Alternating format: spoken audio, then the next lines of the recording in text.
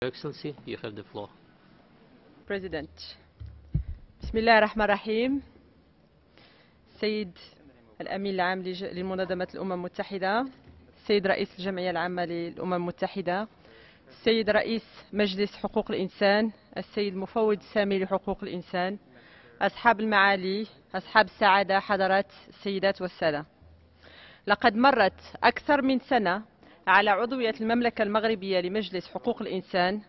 والتي حاول خلالها وفد بلادي أن يساهم بمجهوده في تطوير عمل المجلس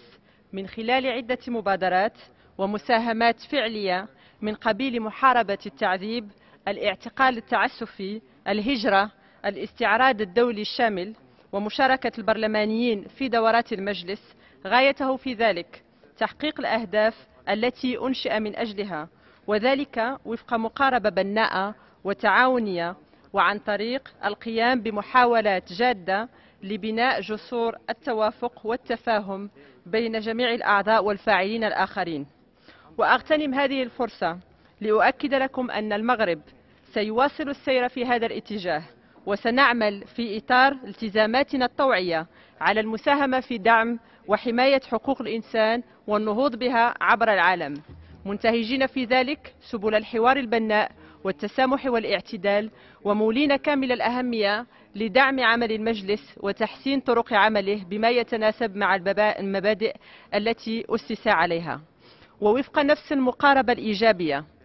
سنعمل بالتعاون مع شركائنا على توجيه مناقشاتنا إلى التركيز أكثر على الإشكاليات الحقيقية التي تواجه الإنسان عبر العالم في حقوقه الأساسية المرتبطة بكثير من العوامل وتأثيرات الأزمات الاقتصادية والاجتماعية والسياسية والبيئية والظواهر الناتجة عنها من إرهاب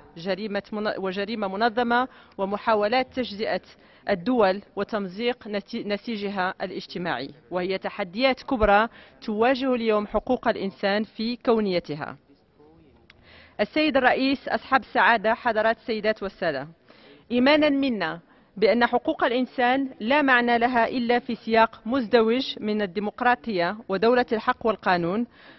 فقد اختارت المملكة المغربية طواعية وانطلاقا من قناعات وطنية مشتركة بين جميع الفاعلين مواصلة دعم الإصلاحات العميقة وفق استراتيجية شاملة ومندمجة تضع المواطن المغربي وانتظاراته وتطلعاته في صلب كل السياسات العمومية، وتأخذ بعين الاعتبار حقوق المقيمين على ترابه. وعلى هذا الأساس تمكن المغرب من تحقيق مكتسبات في مجموعة من الميادين بهدف تفعيل الحقوق والحريات الأساسية، مع التركيز على حقوق الفئات الأكثر هشاشة مثل الأطفال والنساء وذوي الاحتياجات الخاصة والمهاجرين وغيرهم، في إطار شمولي من المبادرات الخلاقة التي همت على مدى 15 سنة الماضية مجالات الأسرة والعدالة الانتقالية والتعليم والثقافة والتنمية البشرية وتعزيز المؤسسات الوطنية لحقوق الإنسان وتدبير الحقل الديني، بما يساهم في دعم قيم التسامح والوسطية. وسأكتفي بعرض مختصر لأهم ما تحقق على هذا المستوى في المدة الماضية. أولا، استكمال الحوار الوطني حول إصلاح منظومة العدالة، وهو الحوار الذي توج باعتماد ميثاق وطني لإصلاح العدالة. ثانيا، مراجعة قانون العدل العسكري بما يتناسب مع المقتضيات الدستورية للمملكة والتطور التشريعي والمؤسساتي الذي تعرفه بلادنا والتزامات المغرب الدولية. ثالثا، إنهاء عملية التسوية الاستثنائية لوضعية المهاجرين المتوفرة لديهم الشروط الضرورية، حيث تمت تسوية حوالي 18,000 مهاجر من بين 28,000 حالة. وقد نالت هذه السياسة اعتراف مؤسسات الأمم المتحدة والفاعلين الدوليين بما تحمله من أهداف إنسانية مبنية على حماية حقوق المهاجرين وتحقيق آمالهم في العيش الكريم على أرض المملكة المغربية.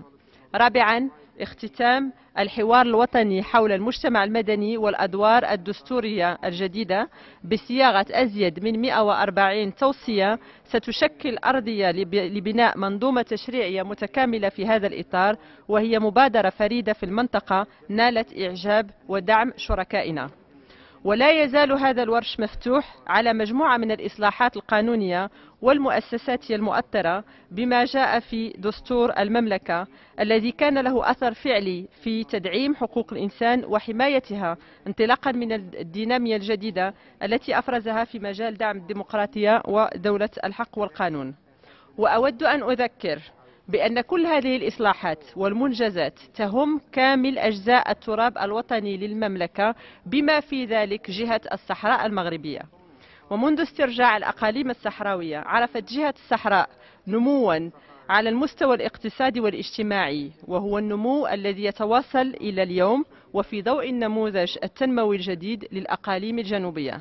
كما أن ساكنة الصحراء اندمجت وشاركت بحماس في كل الاستحقاقات الوطنية والمحلية منذ 1976 لترسيخ الديمقراطية في المغرب.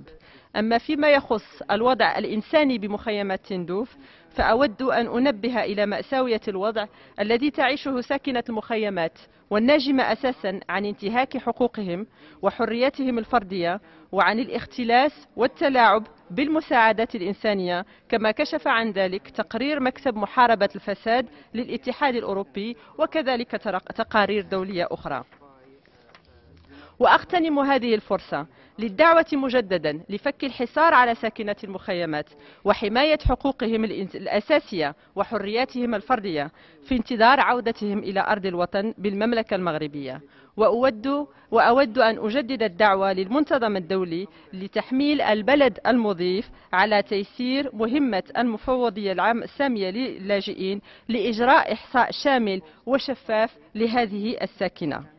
وفيما يتعلق بتنمية حقوق الإنسان بأقاليمنا الجنوبية، فلست بحاجة لجرد مختلف المبادرات التي قام بها المغرب في الصحراء، وأكتفي أن أذكر بتثمين مجلس الأمن والأمين العام للأمم المتحدة والمفوضية السامية لحقوق الإنسان بالدور الطلائعي والفعال للآليات الوطنية في هذا الصدد، وخاصة المجلس الوطني لحقوق الإنسان ولجانه الجهوية في مدينتي العيون والداخلة. أصحاب السعادة، حضرات السيدات والسادة، إن استراتيجية المملكة المغربية في مواصلة ترسيخ دولة الحق والقانون من خلال الإصلاحات القانونية والمؤسساتية تقوم أولا على مفهوم القرب عبر إنشاء آليات جديدة لتطوير وتعزيز حقوق الإنسان الأساسية بمفهومها الواسع الاقتصادي، الاجتماعي، الثقافي والبيئي، وذلك في جميع المناطق، بإحداث فروع للمؤسسات الوطنية لحقوق الإنسان ومنها المجلس الوطني لحقوق الإنسان كما سبقت أن ذكرت، وأيضا مؤسسة الوسيط، واعتماد المبادرة الخاصة بتنمية الأقاليم الجنوبية والتي أطلقها صاحب الجلالة والتي عهد بإعدادها وتنفيذها المجلس الاقتصادي والاجتماعي والبيئي بهدف تعزيز الحقوق الأساسية لمواطني هذه الأقاليم في إطار مشروع جهوية متقدمة كما نص على ذلك الدستور المغربي. أما على مستوى تعهدات المملكة وانفتاحها على آليات الأممية لحقوق الإنسان، فقد تم مؤخرا أولا الانضمام إلى البروتوكول الاختياري الثاني للاتفاقية الدولية لمناهضة التعذيب وغيره من ظروف المعاملة أو العقوبة القاسية أو اللا إنسانية أو المهينة، وتجري حاليا آخر لمسات لاستكمال إجراءات إحداث الآلية الوطنية للوقاية التي نص عليها هذا البروتوكول. ثانيا توجيه الدعوة رسميا لثمانية من الإجراءات الخاصة للقيام بزيارات للمملكة خلال سنتي 2014 و2015، كما يجري النقاش مع العديد من حاملي الولايات للقيام بزيارات مماثلة في المستقبل، علما بأنه حتى الآن قامت 9 إجراءات خاصة بزيارات المغرب منذ سنة 2000. ثالثا استكمال وفاء المملكة بالتزاماتها المتعلقة بتقديم التقارير الدورية المتعلقة بالحقوق الاقتصادية والاجتماعية والثقافية المقرر مناقشته شهر أكتوبر من 2015. رابعا زيارة كل من المفوضية السامية لحقوق الإنسان خلال الفترة الممتدة من 26 إلى 29 ماي 2014، وكذلك السيد رئيس مجلس حقوق الإنسان إلى بلادنا من 25 إلى 29 نوفمبر من نفس السنة، وتدخل هاتين هاتين الزيارتين في إطار دعم التعاون مع هاتين الآليتين. وتوج هذا التعاون هذه السنة بتنظيم ورشة تكوينية حول مجلس حقوق الإنسان بالمغرب، وندوة مماثلة لفائدة البرلمانيين الأفارقة، وذلك بالتعاون مع المفوضية السامية. خامسا، تنظيم المنتدى الدولي لحقوق الإنسان في نسخته الثانية بمدينة مراكش. سيد الرئيس، أصحاب السعادة، حضرات السيدات والسادة، بالنظر إلى انتمائنا المتجذر في إفريقيا،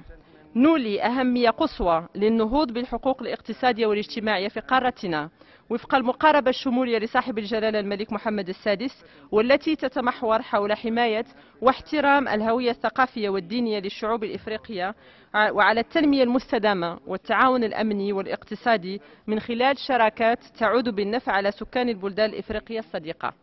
وفي هذا السياق فإن المملكة المغربية تلتزم بمواصلة تعاونها مع البلدان الإفريقية الشقيقة، وأن تقاسم تجربتها في مجالات تعزيز القدرات والمساعدات التقنية. كما أننا لن ندخر جهدا في الدفاع عن القضايا الإفريقية، وخاصة تلك المتعلقة بالتنمية ومكافحة الفقر والحق في التعليم والصحة والمياه والصرف الصحي والغذاء، فضلا عن القضايا المتعلقة بالسلم والأمن في القارة. وفي نفس الإطار فإن المغرب عازم على مواصلة مساهمته في الجهود الدولية الرامية إلى استتباب الأمن ومواصلة جهود التنمية في منطقة الساحل والصحراء، خاصة من خلال تعزيز التعاون الثنائي والإقليمي بين دول المغرب العربي ودول تجمع دول الساحل والصحراء وبقية القارة الإفريقية، في سياق شراكات تعاون بين بلدان الجنوب قوامها العنصر البشري وازدهاره. ومن جهة أخرى فإن المملكة المغربية ما فتئت تجدد من هذا المنبر التعبير عن أملها في أن ترى الشعب الفلسطيني الشقيق يتمتع بكامل حقوقه المشروعة وغير القابلة للتصرف، والذي يحظى بالدعم الكامل للمملكة المغربية التي تواصل عملها الميداني موازاة مع جهودها الدبلوماسية لتحقيق حل عادل وشامل ودائم للصراع في الشرق الأوسط من خلال العديد من الأوراش المخصصة لتعزيز الحقوق الاقتصادية والاجتماعية والثقافية للشعب الفلسطيني، خاصة سكان القدس الشريف الذين يستفيدون من مجهود استثنائي تقوم به أيضا وكالة بيت مال القدس التابعة للجنة القدس التي يترأسها صاحب الجلالة الملك محمد السادس. أصحاب السعادة، حضرات السيدات والسادة، قبل الختام أود أن أجدد دعوة المملكة المغربية لجميع الفاعلين في مجال حقوق الإنسان وخاصة داخل مجلسنا الموقر إلى بذل المزيد من الجهود لتفعيل التعاون والتضامن الدوليين ولدعم قدرات بلدان الجنوب وضمان الحق في التنمية والحرص على عدم التوظيف السيء لحقوق الإنسان، آخذين بعين الاعتبار القيم الإنسانية الكونية وبمبادئ مساواة الدول في السيادة ومسؤوليتها عن حماية مواطنينا واستقلالها ووحدتها الترابية الوطنية، وهي من المسلمات التي لا يجب أن يحيد عليها مجلسنا الموقر، بل يجب أن تتضافر جهود جميع الفاعلين من أجل تحصينها كلما كانت هناك محاولة للمساس بها. وشكرا.